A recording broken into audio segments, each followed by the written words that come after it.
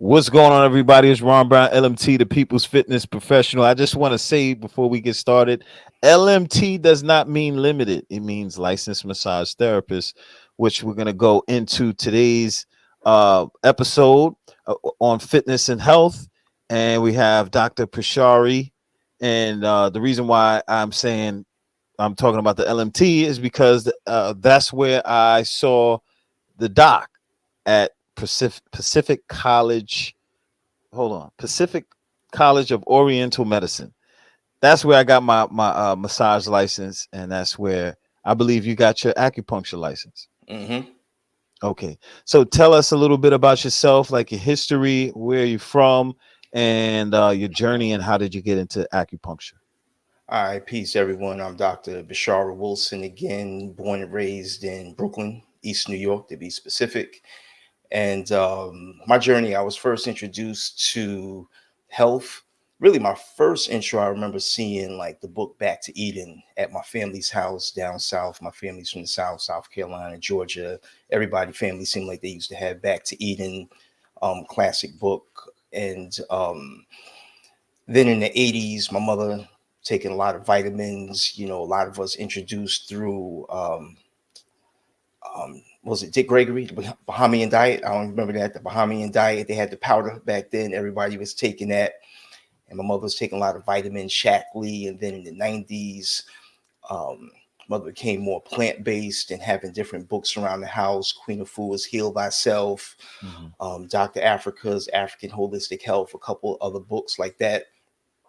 Then when I got to college, undergrad, began more on my own spiritual journey, metaphysical journey, began studying health and herbs and world religion and all of those different types of things. Got into like meditation, Taoist meditation.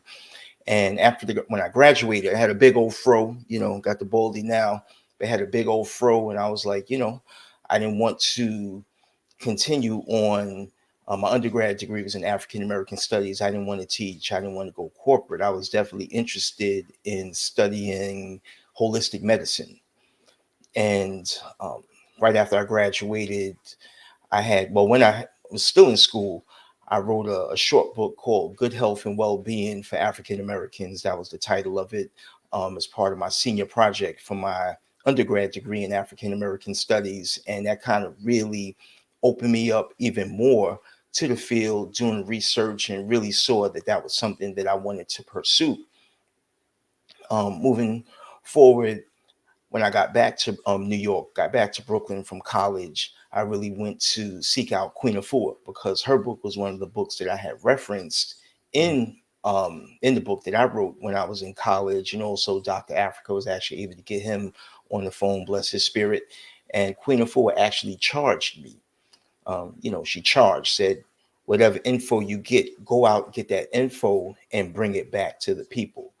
And so, doing my research, I found a couple schools. I found what was the Pacific Institute of Oriental Medicine, then went on a tour there, and I saw the herbal pharmacy because my main thing that I was interested in was herbs. And so I saw the pharmacy. It was a big room, all four walls lined from the floor to the ceiling with shelves of herbs. Had to be a couple hundred different herbs in there. And I was like, yo, I want to do this, but I don't want to do all of that acupuncture and all that other stuff. I just want to do herbs. And they were like, well, it's a master's level program. We don't just teach the herbs by itself. And I kind of meditated on it, prayed on it, went for it. A couple weeks later, I was in the school. While I was in school, had a chance to visit China and Tibet. We could talk about all of that. Was initiated Mm. into the Long Mun, which is the Dragon Gate sect of the Tao by a breatharian monk out in China. While I was in school too, had a chance to travel to Senegal and the Gambia, studied with some folks out there briefly into Ghana, and finished school back in 2002 with my master's in traditional Oriental medicine at the time. And Pacific Institute became the Pacific College of Oriental Medicine once they were officially given the New York State and national recognition for offering the masters. Started my private practice back then, 2002, 2003. Later on, took some more continuing education classes in specialized in sports medicine, acupuncture, which is what I do now. Later on, back in 2017, 2018, went back and completed my doctoral studies in acupuncture in Chinese medicine. And here we are today. My wife, actually, during that time, met my wife, Dr. Danette Bean. She's also a doctor of acupuncture and Chinese medicine. So it's a whole family Powerhouse. thing. And yeah, we got the power couple going on. And out here taking care of folks. And right now, I have my private practice, New York Sports Acupuncture here in Bed-Stuy, on like the Bed-Stuy Bushwick border, Marcus Garvey Boulevard, 7 Marcus Garvey Boulevard, right around the corner from Woodhull Hospital. So I'm still here and, taking care of the folks, met good folks like you over the years, big bro. And, we here. It's a pleasure. Thanks for having me on the show. No problem, man. No problem. So, uh, what was funny about, I don't know when I met you exactly, Yeah, right? me neither. I just remember seeing you in passing, like you were just coming by the school. I guess you were Mm, done already with the school. mm-hmm. So, and I graduated around 2016, 15, one of those. Now, what were you doing? Were you were coming back just to see people, or Well, my wife, she was actually teaching like the gynecological, some like gynecology, women's health classes at PCOM, Pacific College of Oriental Medicine. And the time she was pregnant with our son. And so with her maternity leave, I actually subbed in and was teaching her classes for like a semester or a couple weeks, however long it was. And then I think there was the Black Student Union. I forgot what it was called at Pacific College, and I would come in sometimes and just speak to y'all on some almost like elder statesmen, right? That's giving what it was. some That's what yeah it giving was. some That's what it was. info on whatever, and just speaking to the brothers and sisters who were studying at the time. So that's That's where we where I think probably I met met you. there. I Yeah, think I yeah. met you in passing and giving advice or something like that, and was saying hi. But what I think would happen was that we were already following each other on Facebook, probably. Mm-hmm. Mm-hmm. Because you just like you said, Queen of Four and all of that. So as part of the as far as the conscious community, I think we cross paths in both worlds. In that way. So now, if you can explain to the people exactly what is traditional Chinese medicine and how is it helpful for the human body? So when you look at, like, just to kind of get into the politics of it all, traditional Chinese medicine is more of like the modern post-Chinese revolution, Mao Zedong, where they actually, in their own culture, with their revolution when they were taking on communism, they were really getting rid of a lot of their own culture around it in terms of like the shamanistic aspect, but the acupuncture is so effective that they kept it. And so when I think about it, you can look at it as called like East Asian medicine, or even going deeper to call it like Taoist medicine. And so traditional Chinese medicine, as is commonly called, we'll just use that for now. It's a whole system where you talk about the balance of yin and yang, or yin and yang, the five elements of wood, fire, earth, metal, and water, how they relate to the different organ systems of the body, the liver, the heart, the spleen, the lungs, the kidneys, pericardium and their paired organs with the gallbladder and the small intestine and the stomach, um, the large intestine, the urinary bladder, and another thing we call the triple warmer, and how all of that relates to the health.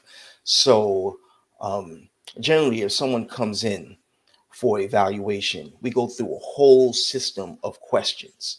So someone will come in usually with a chief complaint, and you don't have to be sick to get it, but usually, like the way that we're trained to do medicine from like a Western standpoint, most people go to the doctor after they're already sick.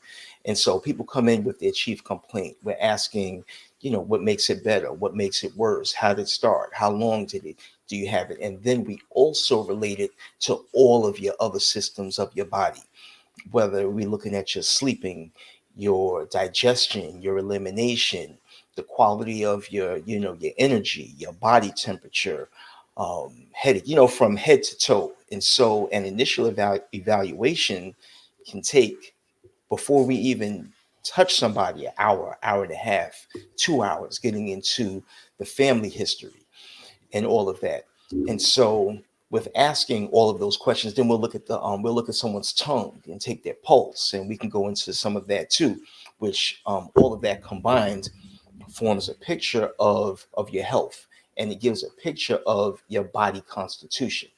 And from there, we can form a specific diagnosis related to the chief complaint and looking at the root cause and what organ system it's related to.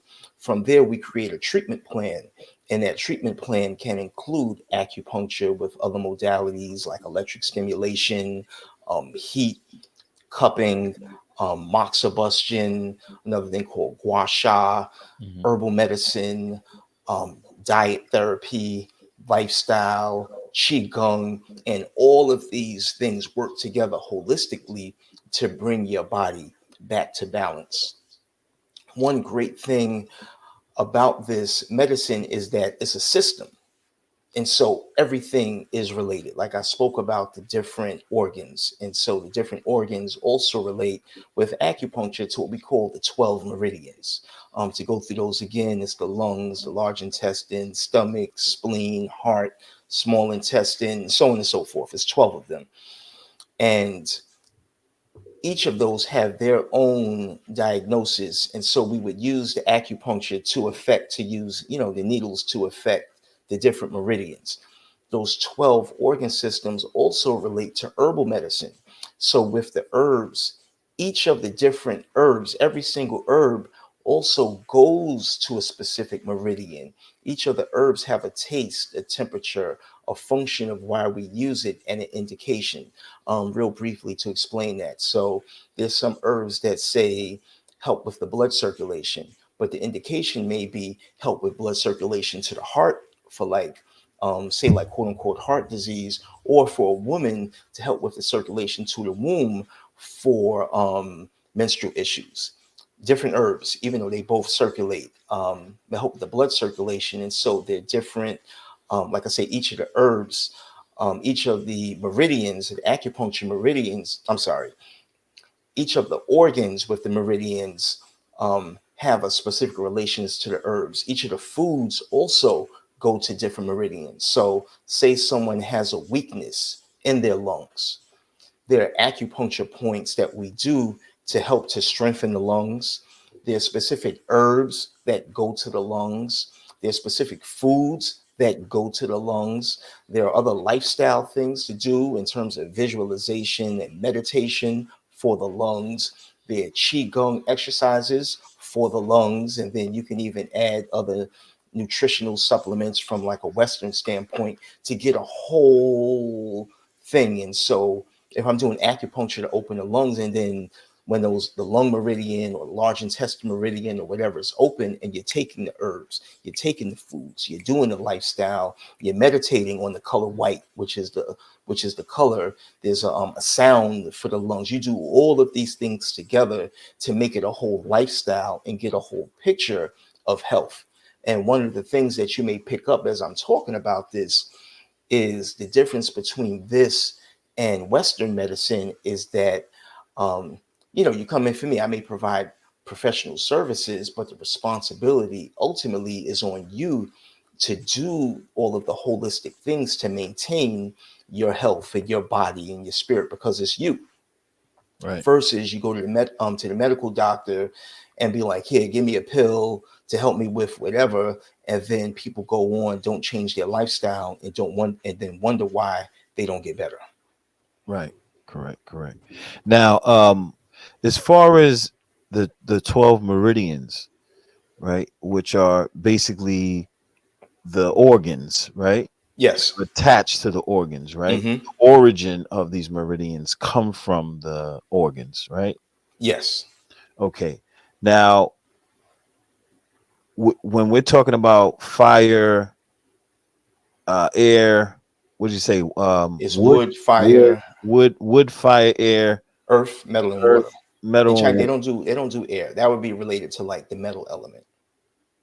So the Okay. metal element is the lungs, which in other systems might be air, but we don't discuss like we don't use like the air element in this system of medicine. Okay. So, can you give me an example of how those elements connect to the organs, the 12 meridians?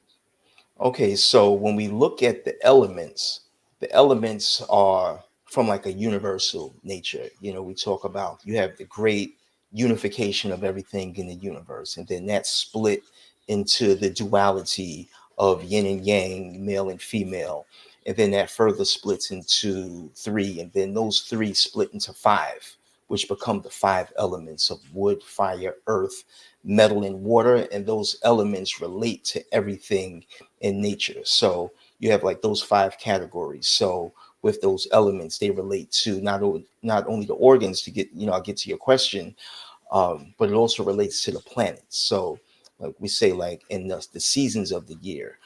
So say right now we're in the summer. The summer, this is the fire element. Hmm. The fire element rules the heart and the small intestine. The planet for the fire element is the planet Mars. And then if we really want to get metaphysical, it relates to like the forehead, the chest. Um, and so with this season of the year, we would, to be in tune with nature, we would one, eat the foods and the herbs that grow naturally during this time, which is the easiest way to do that is just go to the farmer's market. And then there are specific herbs, specific foods that strengthen the heart and the small intestine. And so we would want to eat those foods that go to the heart and the small intestine to be in tune with the season and Can the element that rules the season, which is the fire element. Right? Can you give me an example of the foods?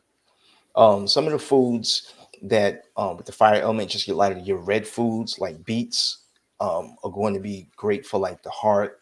Um, this season too, we have a lot of berries that grow um, during this season, and then just foods that in season like right now your zucchini and yellow squash are in season.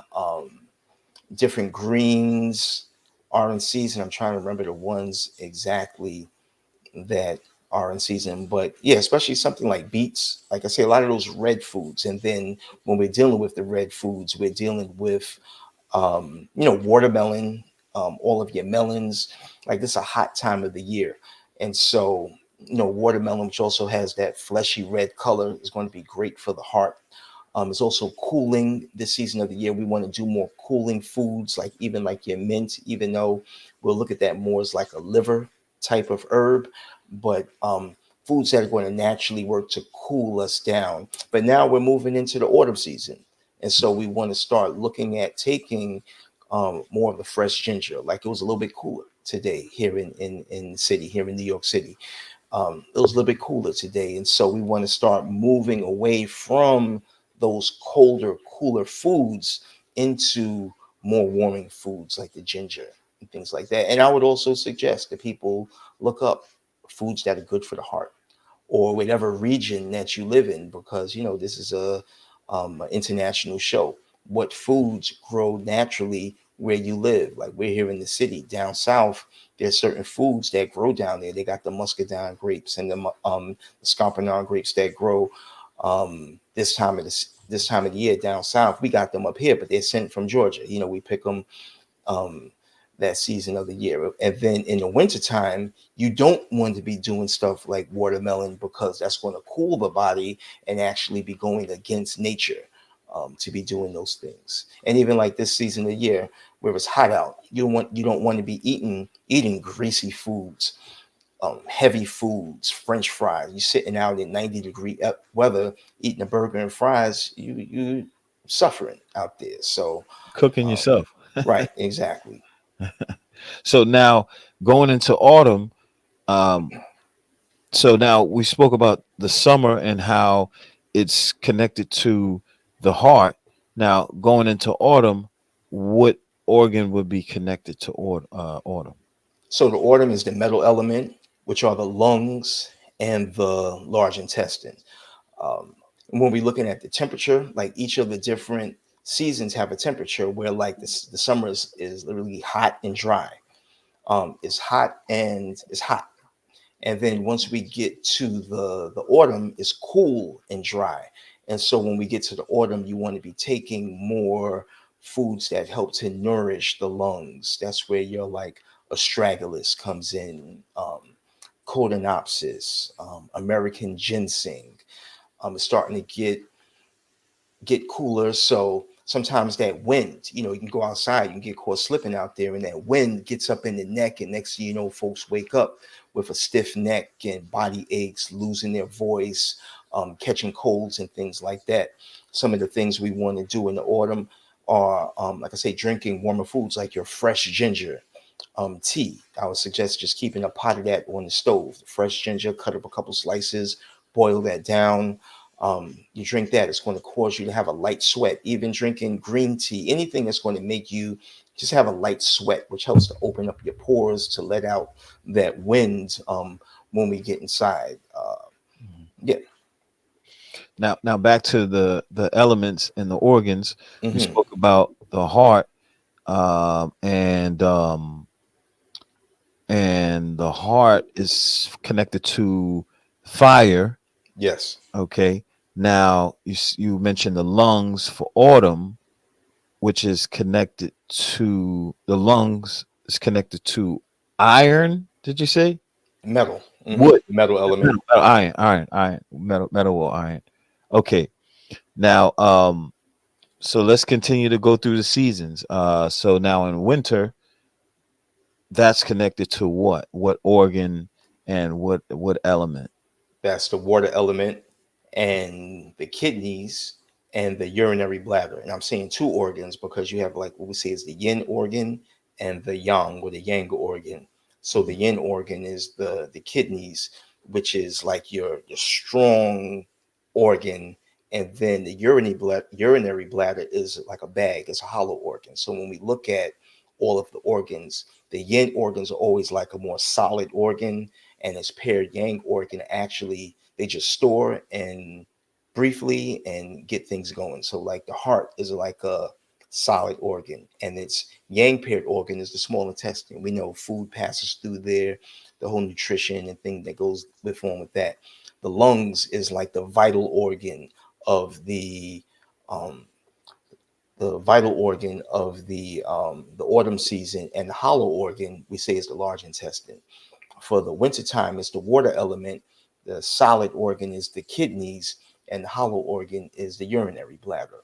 For the spring, is the wood element. The solid organ is the liver, and its paired organ is the gallbladder. And then we say either the Indian summer, which is the time I guess we're in now, or how I like to look at it, this the period of transition between um, seasons, everything returns back to earth, which is the spleen, which is like the spleen and the pancreas, we would say from like a Western mindset, and its paired organ is the stomach. And when I'm speaking about the organs, I'm not necessarily just speaking about it from like a Western medicine, anatomical and physiological. Some of that does have to play, um, but when we look at things from like an Eastern medicine, East Asian standpoint, there's a whole metaphysical aspect to the organs in relation to aspects of your spirit, personality, seasons, flavors, taste, temperature, planets, directions. All of the different phenomenon relate to that element and therefore affect that organ also. So We Nice. can take things from like a physical organ level, and then from a metaphysical standpoint to where it goes down to the denser level to affect the organs. And so, yeah, I'll leave that there. Got you. Got you. So now one thing I remember about the heart is the shin, and you can see that Hmm. through the eyes. So Yes. explain that connection. When we talk about the shin and the heart, we say the heart, um, one of the metaphysical aspects of the organs, the heart is the emperor, and the heart carries the shin. The shin is the aspect of the spirit that connects us to like our higher self. And when someone, we say their shin or their spirit is disturbed, that's when folks are literally kind of like losing their mind. And when you can see it in someone's eyes, if someone has like a crazed look in their eyes or a hollow look at you can, it's like that vibe. When you see someone, you like yesterday, for example, I'm driving back to the office and I'm at the light and I'm looking, and this dude, he looking all crazy, and my spidey senses turn up, and he looking around, and he got the gun, he pulling that hammer out his pocket, at whatever his quote unquote ops. I don't know what it was. He never fully took it out, but I saw the handle. But I first saw it in his eyes. His shin looked disturbed. He had that look. Like he was that grimy, ready to get it look. And so, being from where I'm from, I saw it, and sure enough, um, he had the hammer.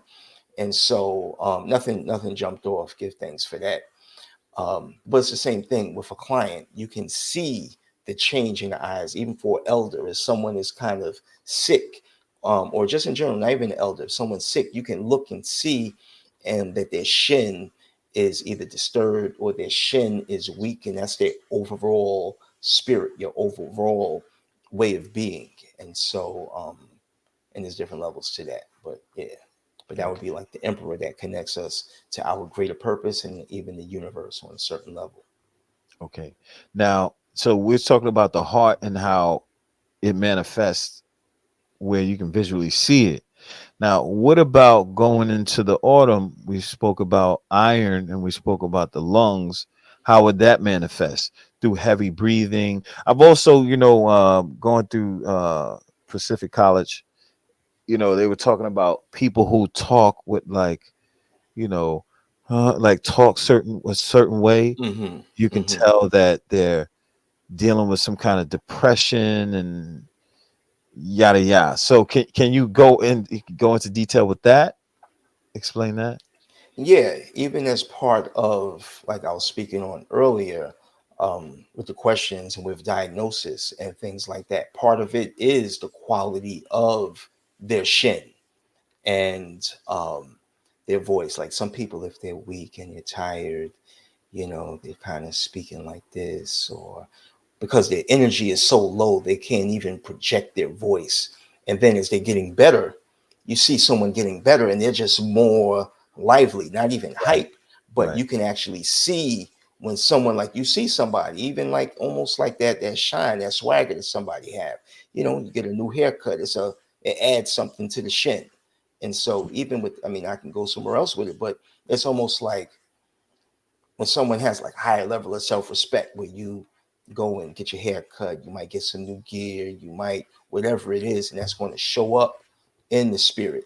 And we can nourish the shin with herbs, with foods, as somebody is feeling better and their chi is flowing, um, through whatever, from acupuncture, herbs, the whole holistic um, cadre of modalities that we use, whether in this medicine, um, whatever it is, dance, yoga, qigong, running, whatever it is that helps to lift your overall spirit that we have to us. And when that shen is gone, that's when we expired, and that's it. Right. Okay. So when we're talking about lungs, how would that manifest? Like if you wanted to if can you hear a person's voice and kind of tell anything? Like can you examine anything from a person's voice? You know, That's Yeah, yeah. like I'm not as tight on that, even with different sounds of the organs where someone may have like a ringy voice, but you can even hear in someone's voice when they have, phlegm or mucus is going to show through the voice in different ways. And so um yeah, with like the liver deals with, anger. So someone's tight and they always tight and things like that. And there's certain words that people used to use, like you got a lot of heart, or you got a lot of gall, which is the gallbladder, liverish. Um, somebody put their battery in their back, which deals with the energy of the kidney. You got balls, bravery and all of that sort of thing. So a lot Right. of these terms that we use, I can't stomach that. um, a lot of these terms that we use, speaking from the gut and things like that, actually relate to the energy of those organs. And that's how, at one point, they were part of the lexicon, where they actually, it's a saying, but the saying actually has some credence behind it in what it is. And so, um, with the lungs, we're looking at the lung chi, which is your vital energy. So if the chi of the lungs is low, that's when someone would be speaking kind of low and almost having like labor, or labored breathing, and it's just difficult to get the words out because their lung energy is low, and things like that, because they literally just don't have the energy to project themselves. So they have to store their energy because they're so tired, from whatever. And one of the things, with COVID, for example, we know COVID affected folks with the lungs, and it also affected people's digestion. A lot of people lost their appetite. And when you look at the coronavirus, um, virus before COVID has been around and will be around. COVID has always been around.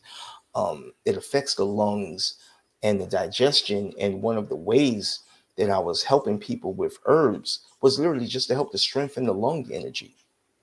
And as we strengthen the lung, and also dealt with other things, the actual antibacterial or antiviral with some herbs and things like that to help with that.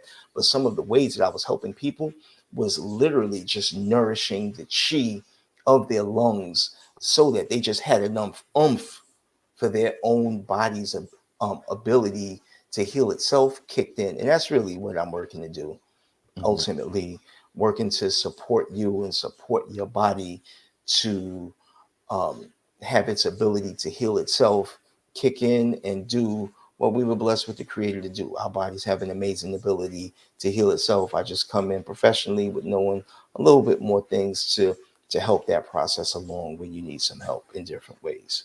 Right. Now that we kind of like glossed over the basics, now just to keep it 100, I did one acupuncture session at PCOM. Mm-hmm. I never went back again Okay. because I felt like it didn't work. That nothing happened. So what are you supposed to and then probably, back then I was definitely a skeptic about everything. So what are you supposed to feel after an acupuncture session? Well, one, acupuncture works in like a series of visits. I don't know if you don't mind sharing, what were you getting acupuncture for? I just If you wanted don't to mind sharing. I just wanted to try it out. I lift weights, and especially back then I was lifting like crazy heavy. So I don't know exactly what I went in for, but I could imagine I said something about weight training and that I'm tight in my probably in my legs and my lower back. Okay. So, um, one of the things with acupuncture, most people will, one, feel very relaxed during an acupuncture treatment and even after an acupuncture treatment. Different people have different levels of skill also. But speaking up for myself and my colleagues, school is very intense. Anybody that was able to get through school, take the national exam, and become a licensed acupuncturist is qualified. Now, in school, sometimes too, you're getting treated by students and student interns. So, maybe that could have been, somebody who was just learning and practicing on you, because that's one of the things we do in school. We practice on each other before we get to treat the public as a licensed practitioner, or even touch patients in the school clinic. Um, but one of the things that people usually feel is very relaxed. From my experience, people usually sleep like a baby after, like the night after an acupuncture visit. Depending on what's going on, how long it's been going on, like an acupuncture treatment, especially if it's like a chronic condition that's been going on for a while, might only last like 2 or 3 days. So generally, it's recommended that someone come for a course of treatments, which can be like 10, 12 visits. And Oh, if okay. their time permits, I like to see people like twice a week. So I'm in my practice now on Mondays, Tuesdays, and Saturdays. So I might see someone on a Saturday and a Tuesday, or a Saturday and a Monday, or a Monday and a Tuesday, because we want to catch up. So, say someone came in today, they feel great, especially in the beginning. They feel great. Oh my gosh, Wednesday, I didn't have any pain. It's the first time in months or years I didn't have any pain. Thursday, oh my gosh, it was feeling better. Friday, it started to creep in. Saturday, I kind of felt how I felt before. I want to see you on Saturday so that we're catching it. And then the next time we do that, see you Saturday and Tuesday. Or other times I might see someone in my practice when I had a different type of practice on Mondays, Wednesdays, and Saturdays in the beginning, to kind of catch it and chase it so that the effects of it build up. And the one great thing about acupuncture is that it's actually causing changes in the body. Unlike a pill or unlike a painkiller, that when you stop taking the drug, you're still sick underneath. When we're dealing with this medicine, with the acupuncture, with herbs, with diet, it's actually making physical changes to the body. So, with different research studies, they're seeing where someone may get a course of 10 visits for like back pain, and they went from a 7 or 8 to like a 1 or 2. When they do a follow up on these same folks months later, their back pain is still relieved. It might have come back a little, but it was nowhere near where it was before.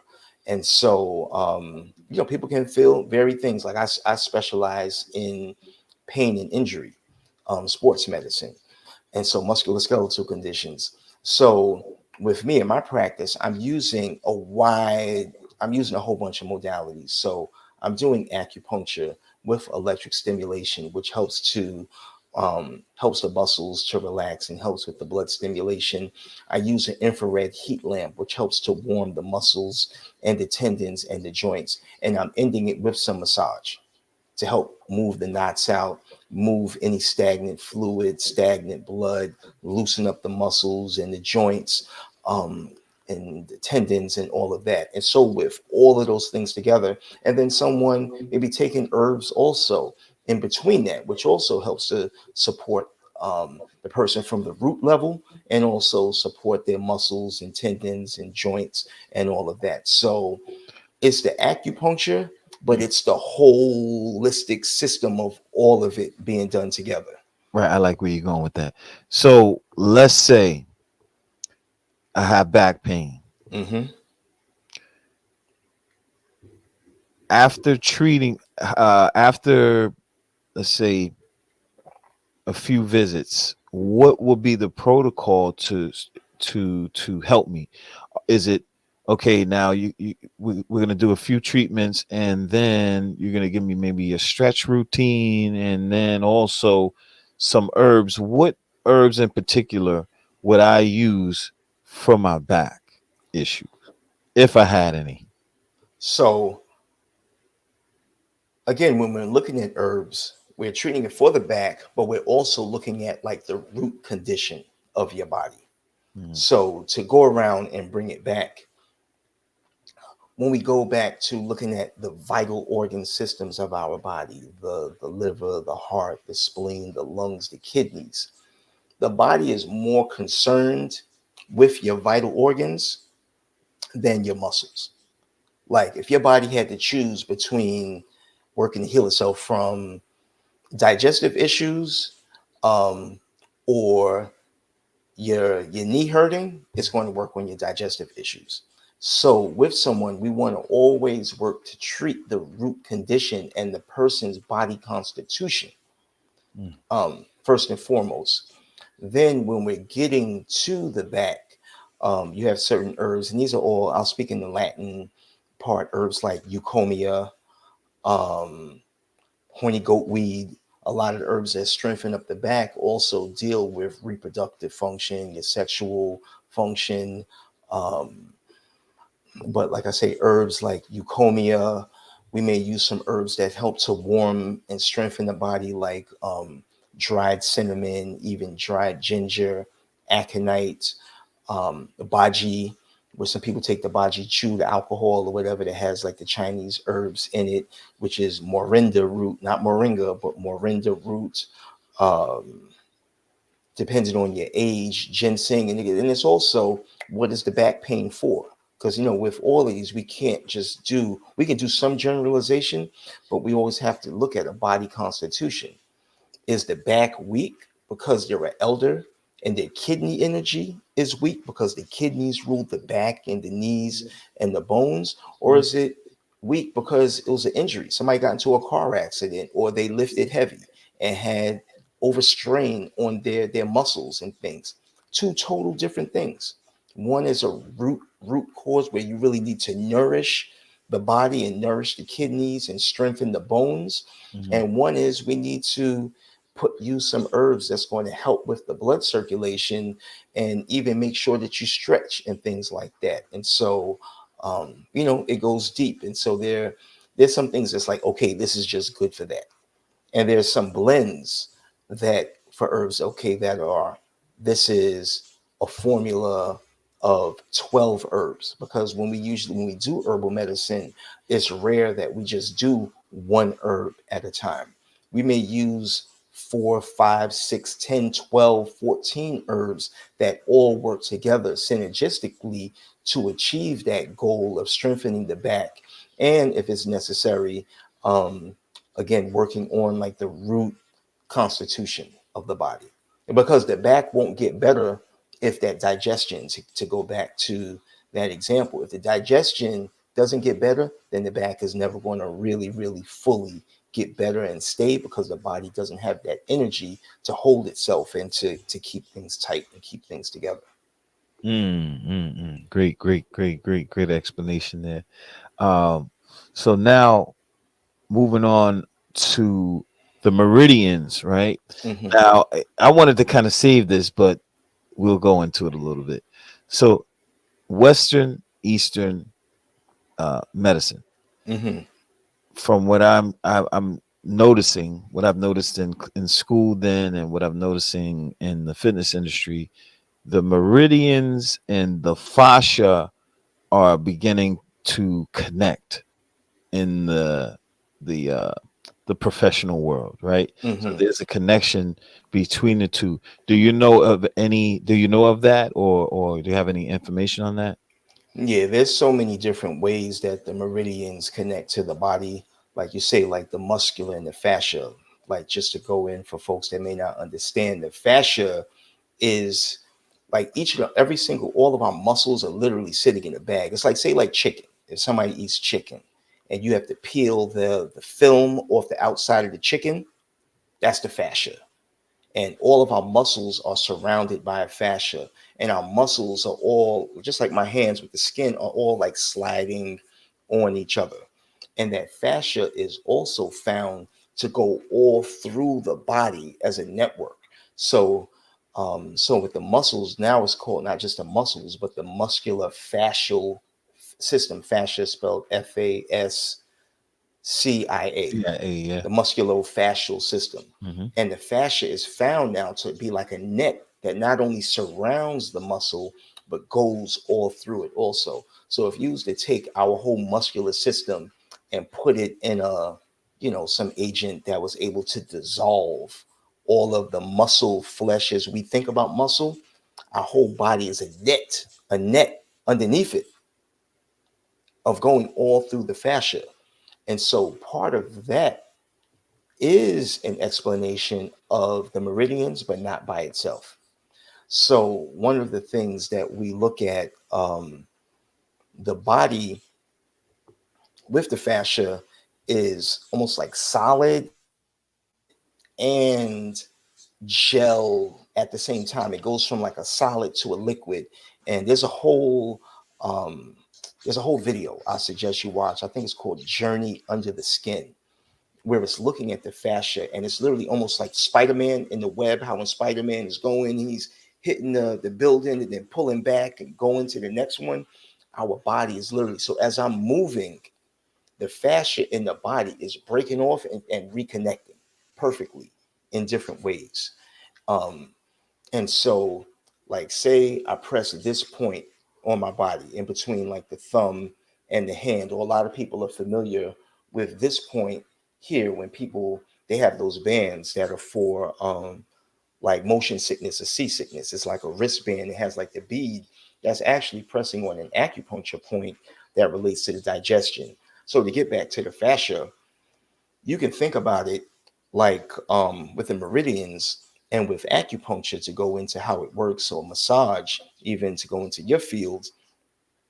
One area of the body affects others. So if you are on a crowded train and everybody is shoulder to shoulder, if one person move on the train, it might cause a whole reaction all the way down to the end of the train. And our bodies are the same way. So you can do a point in your hand or in your foot, and it can affect like headaches or affect a whole other area of the body. When we're looking at using meridians, um, we can do acupuncture in the legs, and those points rule the digestion. But to get back to the meridians, we can look at it in terms of like the muscular system, and there are with the meridians specific meridians that relate to different muscle groups. And a lot of work that I do are actually working on the muscle meridians. Then we have the meridians for our chi, and some of those may relate on a physical level along like patterns where the nerves go. And it's not directly the nervous system, but some of the meridians, especially in like the arms and the legs, definitely travel along like the median nerve, the ulnar nerve, the radial nerve, where you see certain meridians. But when they get to other parts of the body, that ulnar nerve only goes from the neck to the hand, but that meridian may go all the way to the face or down to the foot. So part of it may hit some of those anatomical structures, but it's not a full explanation of it. So yes, the meridians do relate to the nerves. They do relate to the bones. They do relate to the blood vessels. They Mm. do relate to everything, and the different meridians connect the body as a whole, the skin to the flesh, the muscles, the organs, the tendons, the joints. We use acupuncture to affect all of that. One way you can look at it is like, here on the East Coast, we have I-95, which goes from Maine north as far as you can go, all the way down the eastern seaboard to the tip of Florida. So we have with acupuncture the same thing. We have some meridians that start on the inside, like the bladder meridian, starts on the inside corner of the eye, goes over the head, over the back of the head, down the back of the neck, down the back, down the behind the thighs, down behind your calves, and end all the way on the corner of your pinky toe from the eyes. And there are points that I might do on the ankle that affect the vision. So, Mm. um, yeah, Mm. I don't know if that answered your question, but yeah, Yeah. those are some explanation just from then with the meridians, it relates to um, our bioelectric energy. Okay. Now let's go Yeah. on to bioelectric energy. Can you explain that? So when you measure the frequency of the body. Like our bodies have a certain electric frequency. And when I talk about doing like electric stimulation, the machine that I use specifically is has specific hertz, 1 hertz, 2 hertz, um, 10 all the way to like 100 or 200 or something like that. Each one of those hertz, when I'm using it with acupuncture, stimulates that frequency in the body. So when we talk about like our different endorphins, which are our pain relieving, feel good um, biochemicals in the body, the different hertz can stimulate the release of different types of endorphins. Like there's some different endorphins that are released at 2 hertz, and this our body have that actual frequency. Like our if we measure our frequency, we have different hertz. So um, with acupuncture, when we on the surface of our skin, we have sensors for heat, sensors for temperature, sensors for pain. And acupuncture needles are very thin, very unlike a hypodermic needle. For some of our thinnest needles, you can fit like the tip of 30 of them into like the tip of a hypodermic needle. That's how thin they are. But when I puncture the skin, it's a micro trauma, like a very small trauma. And when we're looking at it from a biological explanation, the body is like, oh, something just punctured the body. More red blood cells come to that area. More white blood cells come to the area. The body releases pain killing endorphins. So they affect that area, but because they've been released into the body, they actually have a global effect on the body. When you get a cut, per se, the cut, that injury changes the frequency of the body, which stimulates the healing response. So, say, I'm not sure exactly, this is not it, but say your frequency is at 2 hertz. When you get a cut in that area, it's like 2.4 or 5 or something like that. The body's like, oh, something just happened, stimulates the healing response. It stops the bleeding in that Ooh. area. The cut closes, it scabs over, it's healing. And slowly, the electric frequency in that area where it's injured returns to the regular frequency of the body.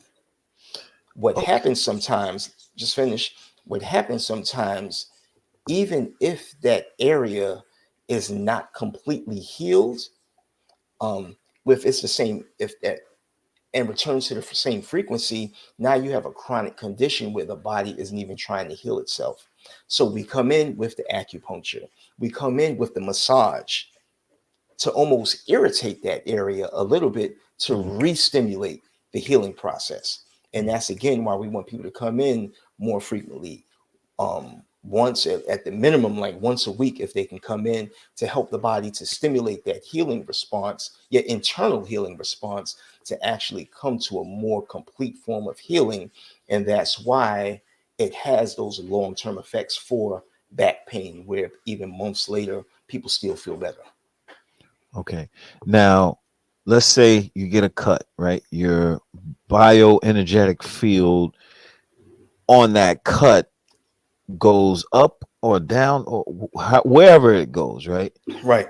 Your overall bioelectric field, energetic field, does it go up or down? The reason why I'm asking that is because from what I've noticed through like just experience, every little thing that happens to human beings, whether we know it or not, it affects us. Mm-hmm. And I think that it affects our overall psyche and whatever's going on internally as far as organs, etc. So, would you say that's true, or how do you see it? I mean, when you're talking about that bioelectric field, that's Mm. when we can even start talking about chi, your body's chi.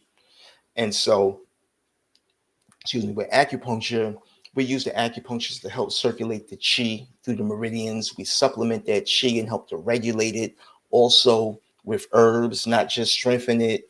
Sometimes it can be too much and it can bring it down. It can be Mm. dealing with heat, cold, the effects of emotions. All of these different Right. things can Okay. affect our body's chi. And so there are different things, the proper mindset. We know mood can affect our chi. They say folks who are cancer or different issues, if they watch um, comic relief and laugh, they they get better faster. Even when we talk about the metaphysical aspect, people that are prayed for, they get better faster. So, we can really take it from the dense level of food, herbs, all the way to mentality, affirmations, the power of other people, group think, all of these sorts of things. Hmm. Nice, nice, nice, nice. Now, you said you implement meditation, Hmm. herbs, qigong, and of course acupuncture. Now, meditation. Let's talk about that before we close out. All right. Meditation. What's the right meditation? I hear like Tibetan meditation is the best, more thorough meditation from what I hear. How would you, what would you say to that? I mean, the best meditation is the one you actually do. Same Mm, thing like herbs. People ask me what's the best form of herbs. I'm like the one that you actually take. You know what I mean? Like, um, so relating it to this medicine, and they all work. You know what I mean? That's like, where do the best herbs in the world grow? It's the whole planet. You know what I mean? There may be some herbs that are wild crafted that grow in the mountains and do all of that, but there's some herbs that grow in your backyard and things like that. And so the same thing, like the meditation that I do, is actually what even introduced me to this field, even before going to school. Um, Dealing with, say, like Taoist meditation, which again deals with wood, fire, earth, metal, and water, and using visualization and intention to take all of the different aspects of those elements and putting it in the organ. We could do a whole show on this. So, say we're in the fire element, right, which relates to the energy of the heart and the small intestine. The color for fire element is red. So you can meditate on the color red with your heart and your small intestine. You have a healing sound, which is like a haw type of sound. That haw, doing that helps to release negative um, energy, heat, all sorts of things that may be strength that may be in the heart. Um, we may want to meditate on the affirmations of love, joy, and happiness. The direction of the heart is the south. So you may want to be visualizing you're bringing the energy of the south into the heart. The planet that rules the heart is Mars. You want to meditate on the planet or visualizing the planet Mars coming down through your crown, and you root it to the earth. And there's a whole thing. And you know the time of the heart meridian is 11 to 1, 11 a.m. to 1 p.m. um, in the day. I also think about it in terms of, yeah, around that time. And then like high noon, and high noon I relate to like the summer time of the year, where uh, sundown I relate to autumn. Midnight is winter. Sunrise would be like spring. So even every single day, we're going through each of the seasons of the year throughout the different phases of the sun, and that's just the fire element. And the wood element, the metal element, each all have their own planet, all have their own direction, taste, temperature, all of the different correspondences, different emotions. Like for the heart, we say that like bitterness, and some people, like, we deal with joy, but when you see those people that are like, you're like peace, they're like, yo, what up, like overhyped, we say that's an imbalance in the heart. You want to be more balanced. So we want to take that and meditate on the opposite of that, which is like your love, joy, and happiness. And each organ has its positive and negative emotion.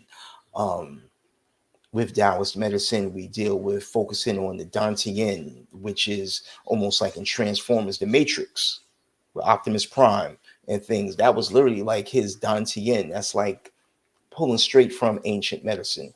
And then we circulate the energy up our back and down the front in the microcosmic orbit. I'm getting deep, connecting to the earth, connecting to the sun, moon, the stars, and it goes everywhere with it. And all of these things help to balance the body, um, help to strengthen our body's bioelectric field.